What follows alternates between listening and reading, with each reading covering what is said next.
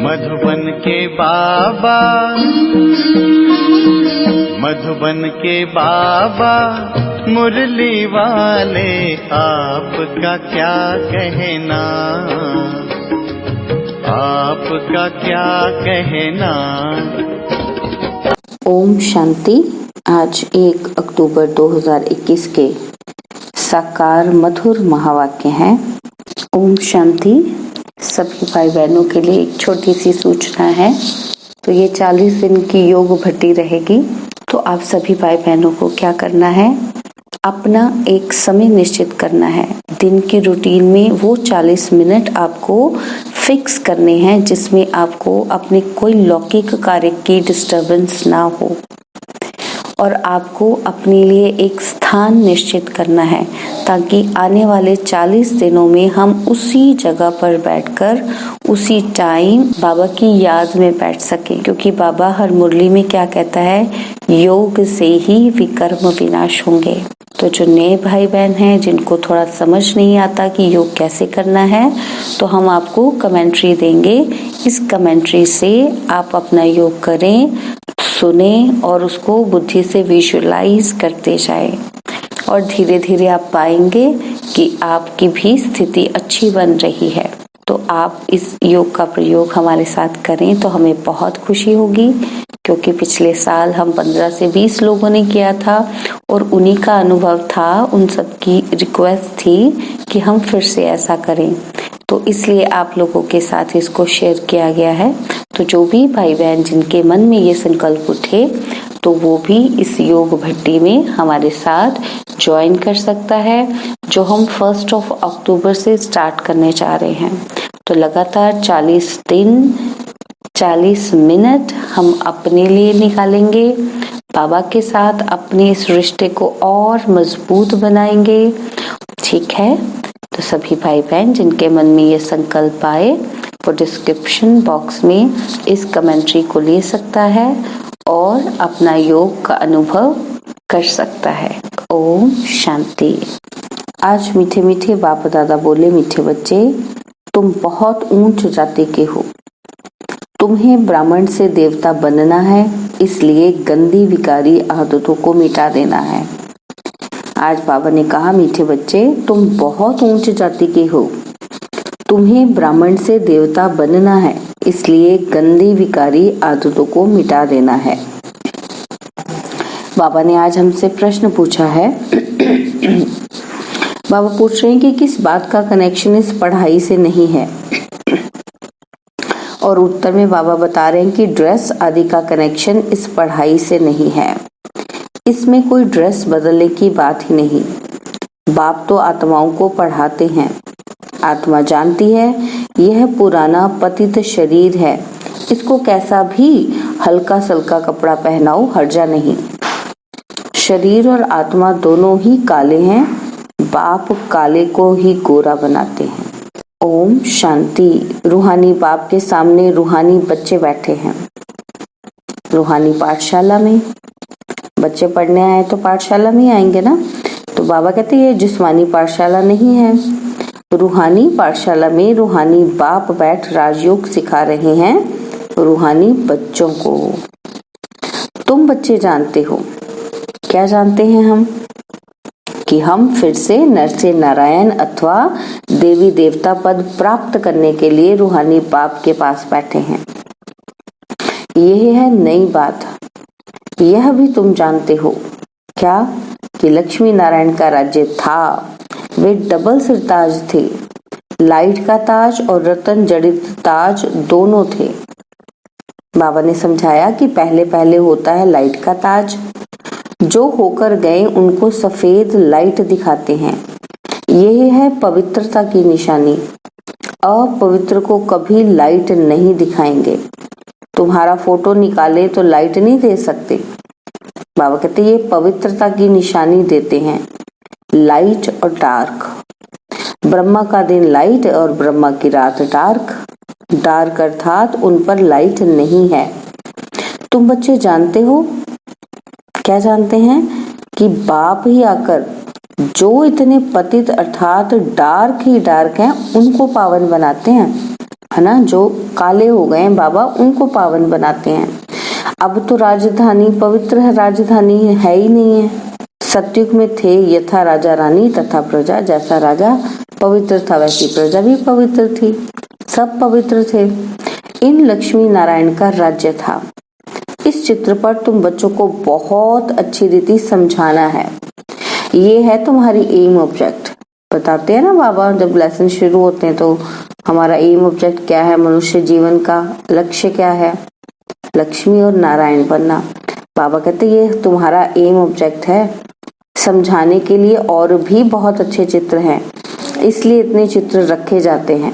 मनुष्य कोई फट से समझते ही नहीं है कि हम इस याद की यात्रा से तमो प्रधान से सतो प्रधान बनेंगे, फिर मुक्ति व जीवन मुक्ति में चले जाएंगे। दुनिया में किसी को पता ही नहीं कि जीवन मुक्ति किसको कहा जाता है। लक्ष्मी नारायण का राज्य कब था यह भी किसी को पता नहीं है। अब तुम जानते हो, क्या जानते हैं? बाबा कहते पता है आपको कि हम बाप से पवित्रता का दैवी स्वराज्य ले रहे हैं। चित्रों पर तुम अच्छी रीति समझा सकते हो। भारत में ही डबल सिरताज वालों की पूजा करते हैं। ऐसा चित्र भी सीढ़ी में है। वह ताज है परंतु लाइट का ताज नहीं है। पवित्र की ही पूजा होती है। लाइट है पवित्रता की निशानी। बाकी ऐसे नहीं कि कोई तख्त पर बैठने से ही लाइट निकलती है, नहीं, यह पवित्रता की निशानी है। तुम अब पुरुषार्थी हो, इसलिए तुम पर लाइट नहीं दे सकते हैं।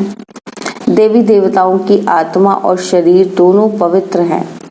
यहाँ तो कोई का पवित्र शरीर है नहीं, इसलिए लाइट दे नहीं सकते। तुम्हारे में कोई तो पूरा पवित्र रहते हैं, कोई फिर सेमी पवित्र रहते हैं। बाबा कहते हैं कि माया के तूफान तो बहुत आते हैं, तो उनको सेमी पवित्र कहेंगे, जो शेक होते रहते हैं ना, जिनकी स्थिति ऊपर नीचे होती रहती है। बाबा कहते हैं कोई तो एकदम पतित बन पड़ते हैं, खुद भी समझते हैं कि हम पतित बन गए हैं। आत्मा ही पतित बनती है, उनको लाइट नहीं दे सकते। तो बाबा कहते हैं तुम बच्चों को यह भूलना नहीं चाहिए कि हम ऊंच बाप के बच्चे हैं, तो कितनी रॉयल्टी होनी चाहिए। बाबा कहते समझो कोई मेहतर है, वह एमएलए या एमपी बन जाता है, अथवा पढ़ाई करके कोई पोजीशन पा लेता है तो टिप टॉप हो जाते हैं, हो जाता है ना, उनका रंग रूप, उठना बैठना, पहनना खाना सब चेंज हो जाता है। तो बाबा कहते वो पढ़ाई करके वो पोजीशन पाते हैं तो सब कुछ टिप टॉप हो जाता है। ऐसे बहुत हो गए हैं।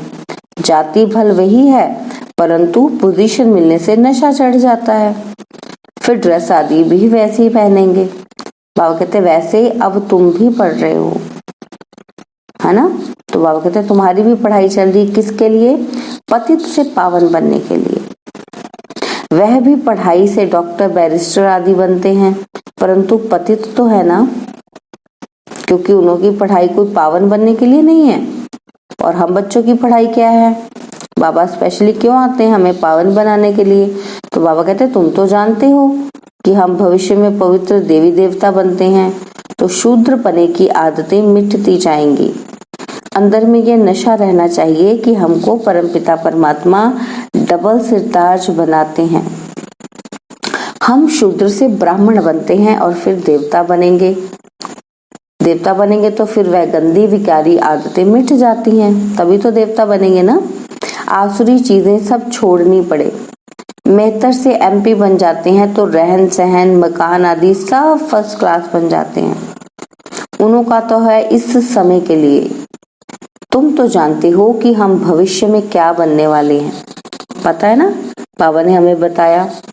अपने साथ ऐसी ऐसी बातें करनी चाहिए कि हम क्या थे, अभी हम क्या बने हैं। बाबा कहते कि तुम शूद्र जाति के थे, अब विश्व के मालिक बनते हो। जब कोई ऊंच पद पाता है तो फिर वह फखर रहता है ना। तो बाबा कहते तो तुम भी कौन थे? छीछी थे ना, हम पतित थे, और अब तुमको भगवान पढ़ाकर बेहद का मालिक बनाते हैं। यह भी तुम समझते हो कि परमपिता परमात्मा जरूर यहाँ ही आकर राजयोग सिखलाएंगे। मूल वतन व सूक्ष्म वतन में तो नहीं सिखाएंगे। दूर देश के रहने वाली आत्माएं तुम सब हो। यहाँ आकर पाठ बजाती हो। 84 जन्मों का पाठ बजाना ही है। वह तो कह देते हैं कि 84 लाख योनियां, कितना घोर अंधेरे में है ना। तो बाबा कहते हैं 84 जन्म है, 84 लाख योनियां नहीं है। कितना कंफ्यूजन है लोगों को, दुनिया को। अभी तुम समझते हो। क्या समझते हैं हम? कि 5000 वर्ष पहले हम ही देवी देवता थे, अब तो पतित बन गए हैं। गाते भी हैं क्या कि हे पतित पावनाओ, हमको पावन बनाओ, परंतु समझते ही नहीं है। अभी बाप स्वयं पावन बनाने आए हैं, राजयोग सिखा रहे हैं। पढ़ाई बिगर कोई ऊंच पद पा नहीं सकते। तुम जानते हो बाबा हमको पढ़ाकर नर से नारायण बनाते हैं। एम ऑब्जेक्ट सामने खड़ी है, प्रजा पद कोई एम ऑब्जेक्ट नहीं है। वो तो जिसने थोड़ा सा ज्ञान सुन लिया वो भी प्रजा में आ जाएगा। बाबा कहते हैं अगर रैंक अच्छी चाहिए तो उसके लिए फिर पढ़ाई भी पढ़नी पड़े। चित्र भी लक्ष्मी नारायण का है। ऐसे चित्र कहाँ रख पढ़ाते होंगे? आम स्कूलों में पढ़ाते हैं कोई ऐसे? बाबा कहते हैं तुम्हारी बुद्धि में सारी नॉलेज है। हम 84 जन्म ले पतित बने हैं। सीढ़ी का चित्र बड़ा अच्छा है। यह पतित दुनिया है ना, इसमें साधु संत सब आ जाते हैं। दुनिया की बात करें तो दुनिया में तो सभी आ जाएंगे। पतित दुनिया को पावन दुनिया नहीं कहेंगे। नई दुनिया है पावन दुनिया। सत्य की दुनिया पावन है, जहाँ पर जन्म भी विकारों से नहीं होता है, योग बल से होता है। तो बाबा कहते हैं पुरानी पतित दुनिया में कोई पावन रह ना सके। तो तुम बच्चों को कितना नशा रहना चाहिए। हम गॉड फादरली स्टूडेंट हैं, ईश्वर हमको पढ़ाते हैं। गरीबों को ही बाप आकर पढ़ाते हैं। गरीबों के कपड़े आदि मैले होते हैं ना, तो बाबा कहते हैं ऐसे ही तुम्हारी आत्मा तो पढ़ती है ना। आत्मा जानती है कि ये पुराना शरीर है, मैला है, मैली हो गई ना आत्मा। इनको तो हल्का सल्का कोई भी कपड़ा पहनाया तो हर्जा नहीं है। इसमें कोई ड्रेस आदि बदलने की व भवका करने की बात ही नहीं है। ड्रेस के साथ कोई कनेक्शन ही नहीं है। बाप तो आत्माओं को पढ़ाते हैं, शरीर तो पतित है। इन पर कितना भी अच्छा कपड़ा पहनो, बाबा कहते तो भी आत्मा और शरीर तो पतित ही है ना। कृष्ण को सांवरा दिखाते हैं ना, तो बाबा कहते उसका मतलब क्या है कि उनकी आत्मा और शरीर दोनों काले थे। गामड़े का छोरा था। तुम सब गामड़े के छोरे थे। दुनिया में मनुष्य मात्र निधन के हैं, बाप को जानते ही नहीं। हद का बाप तो सबको है और बेहद का बाप तुम ब्राह्मणों को ही मिला है। अब बेहद का बाप तुमको राजयोग सिखला रहे हैं, भक्ति और ज्ञान। भक्ति का जब अंत हो तब फिर बाप आकर ज्ञान दे। अभी है अंत। सत्युग में ये कुछ भी होता नहीं। अभी पुरानी दुनिया का विनाश आकर पहुंचा है। पावन दुनिया को स्वर्ग कहा जाता है। चित्रों में कितना क्लियर समझाया जाता है। राधे कृष्ण ही फिर लक्ष्मी नारायण बनते हैं, यह भी किसी को पता नहीं है। तुम जानते हो बाबा कहते कि तुम दोनों ही अलग अलग राजधानी के थे। तुमने स्वर्ग का स्वयंवर भी देखा है।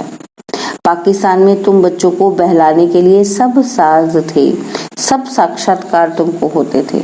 जब यज्ञ की स्थापना हुई तो बाबा कहते ना कि स्थापना में भी साक्षात्कार का पाठ चला और अंत में भी चलेगा।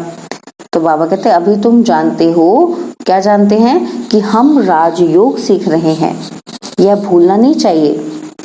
भर रसोई का काम करते हैं अथवा बर्तन मांजते हैं, परंतु पढ़ती तो सबकी आत्मा है ना। तो बाबा कहते यहाँ सब आकर बैठते हैं, इसलिए बड़े बड़े आदमी आते ही नहीं। समझते हैं यहाँ तो सब गरीब ही है, इसलिए लज्जा आती है। उनको लगता है कि हमारे स्टेटस के नहीं है, हम इनके साथ नहीं बैठ सकते। पर देखो जब स्कूल में जाते हैं तो स्कूल में ये थोड़ी देखा जाता है कि बच्चा किस जाति का है, धर्म का है। सब एक जैसी यूनिफॉर्म में बैठते हैं, सब एक ही क्लास में बैठते हैं, एक साथ पढ़ते हैं, एक ही टीचर उनको पढ़ाते हैं। तो बाबा भी ऐसे कहते हैं। बाबा कहते हैं ये भी पढ़ाई है। तो यहाँ पे तो किसी के साथ कोई भी पार्शियलिटी नहीं है, कोई भी आ के पढ़ सकते हैं। लेकिन हम लौकिक दुनिया में फिर क्या देखते हैं, लो ये तो बर्तन मांजने का काम करता है तो मैं इसके साथ कैसे पढ़ूं, है ना। तो बाबा कहते हैं इसलिए उनको लज्जा आती है। बाप तो है ही गरीब निवाज, कोई कोई सेंटर पर मैतर भी आते हैं, कोई मुसलमान भी आते हैं। बाप कहते हैं कि देह के सब धर्म छोड़ो, हम गुजराती हैं, हम फलाना हैं, ये सब देह अभिमान है। यहाँ तो आत्माओं को परमात्मा पढ़ाते हैं। बाप कहते हैं कि मैं आया भी हूँ साधारण तन में, तो साधारण के पास साधारण ही आएंगे। यह तो समझते हैं कि यह तो जौहरी था। बाप खुद रिमाइंड कराते हैं, हमको याद दिलाते हैं कि कल्प पहले भी हमने कहा था कि हम साधारण बूढ़े तन में आता हूँ। बहुत जन्मों के अंत के भी अंतिम जन्म में मैं प्रवेश करता हूँ। इनको कहते हैं कि तुम अपने जन्मों को नहीं जानते हो। सिर्फ एक अर्जुन को तो घोड़े गाड़ी के रथ में बैठ ज्ञान नहीं दिया ना, उसे पाठशाला नहीं कहा जाएगा, ना युद्ध का मैदान है। यह पढ़ाई है। बच्चों को पढ़ाई पर पूरा ध्यान देना चाहिए। हमको पूरा पढ़कर डबल सिर ताज बनना है। अभी तो कोई ताज नहीं है,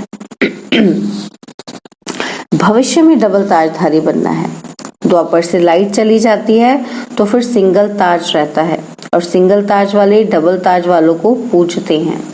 यह भी निशानी जरूर होनी चाहिए। बाबा चित्रों के लिए डायरेक्शन देते रहते हैं, तो चित्र बनाने वालों को तो मुरली पर बहुत अटेंशन देना पड़े। चित्रों पर किसी को भी समझाना बड़ा सहज होता है। जैसे कॉलेज में नक्शे पर दिखाएंगे तो बुद्धि में आ जाएगा ना। तो यूरोप उस तरफ है, आइलैंड है, लंदन उस तरफ है, नक्शे से देख के सब समझ आ जाता है। बाबा कहते हैं नक्शा ही नहीं देखा होगा तो उनको क्या पता कहाँ यूरोप है। नक्शा देखने से झट बुद्धि में आ जाएगा। अब तुम जानते हो कि ऊपर में है पूज्य डबल सिरताज देवी देवताएं, फिर नीचे आते हैं तो पुजारी बनते हैं, सीढ़ी उतरते हैं ना। बाबा कहते हैं ये सीढ़ी तो बड़ी सहज है, जो कोई भी समझ सकते हैं, परंतु कोई कोई की बुद्धि में कुछ बैठता ही नहीं है। तकदीर ही ऐसी है। स्कूल में पास नापास तो होते ही हैं, तकदीर में नहीं है तो पुरुषार्थ भी नहीं होता, बीमार पड़ जाते हैं, पढ़ न सके। और बाबा कहते हैं कोई तो पूरा पढ़ते हैं, परंतु फिर भी वह है जिस्मानी पढ़ाई और ये है रूहानी पढ़ाई। इसके लिए सोने की बुद्धि चाहिए।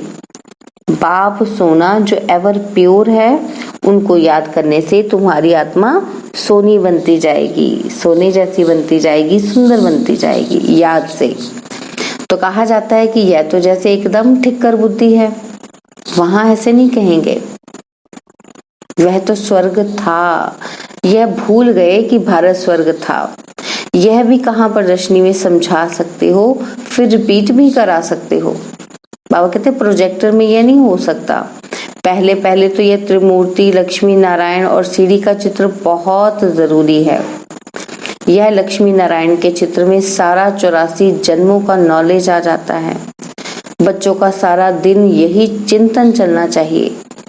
हर एक सेंटर में मुख्य चित्र तो जरूर रखने हैं, चित्रों पर अच्छा समझा सकेंगे।